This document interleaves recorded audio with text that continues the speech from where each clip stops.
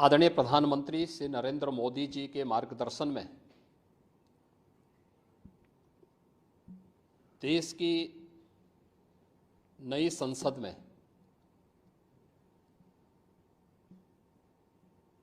माननीय वित्त मंत्री जी ने देश का आम बजट प्रस्तुत किया है। यह बजट सर्वस्पर्शी, सर्वसमावेशी,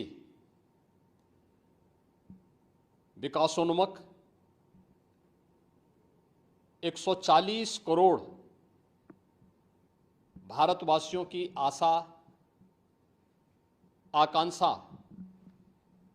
और अमृत काल के संकल्पों को पूरा करने वाला सिद्ध होगा। आम बजट 2024-25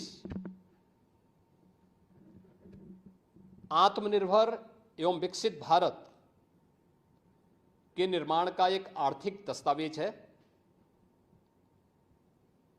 इस आम बजट में अंत्योदय की पावन भावना, विकास की असीम संभावना और नवोन्मेष की नवदृष्टि है। इस आम बजट में अन्नदाता किसानों की समृद्धि के लिए 1,52,000 करोड़ रुपए, कृषि और सहायक सेक्टर के लिए, महिला सशक्तिकरण के लिए 3 लाख करोड़ रुपए से अधिक का प्रावधान किया गया है। स्वाभाविक रूप से आधी आबादी, देश के सबसे बड़े राज्य उत्तर प्रदेश की आधी आबादी इससे सर्वाधिक लाभान्वित होने वाली है, और खासतौर पर तब जब उत्तर प्रदेश 2020 से ही मिशन शक्ति के कार्यक्रम को प्रभावी ढंग से यहां पर जमीनी धरातल पर उतार रहा है। सर्वाधिक अन्नदाता किसान उत्तर प्रदेश के अंदर निवास कर रहा है। उन अन्नदाता किसानों की समृद्धि में आज संसद में प्रस्तुत आम बजट बड़ी भूमिका का निर्वहन करने वाला है। युवाओं के लिए लाखों नौकरियों के साथ साथ मध्यम वर्गीय परिवार के लिए प्रत्यक्ष कर यानी इनकम टैक्स में जो नए टैक्स स्लैब की घोषणा हुई है, ये सभी अभिनंदनीय है, स्वागत योग्य हैं। इस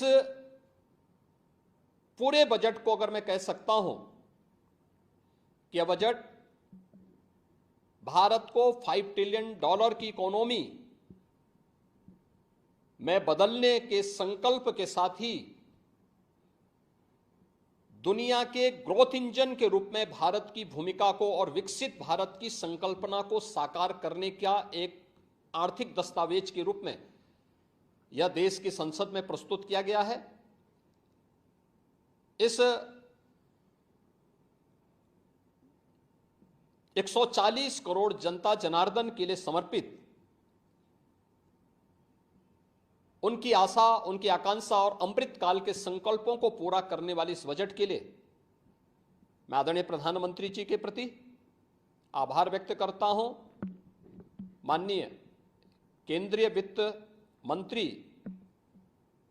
माननीय श्रीमती निर्मला सीतारमण जी को और उनकी पूरी टीम का मैं अभिनंदन करता हूं। मध्यम वर्ग को राहत देने के लिए इस आम बजट में जो उपाय किए गए उसको लेकर क्या कहना है? देखिए, मध्यम वर्गीय परिवार में टैक्स के बारे में सबसे बड़ी छूट आज उपलब्ध हुई है, और ये लंबे वर्ष समय से ये मांग चली आ रही थी। 3 लाख तक के प्रत्यक्ष कर यानी इनकम टैक्स में कोई भी टैक्स नहीं लगेगा। इसके साथ साथ अन्य जो स्लैब भी दिए गए हैं वे काफी राहत भरे हैं।